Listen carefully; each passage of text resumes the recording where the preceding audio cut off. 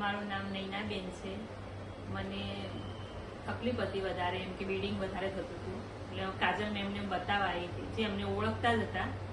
તો એમને મને સજેસ્ટ કરેલું કે ઘર પાસે તમે કાઢી નાખો. પછી મને ઓપરેશનમાં બહુ જ ડર લાગતો હતો, પણ ઓપરેશન પણ થઈ ગયું અને આજે 3 દિવસ થઈ ગયા. ઓપરેશન કર્યું એવું પણ નથી લાગતું અને તબિયત સારી લાગે છે એકદમ.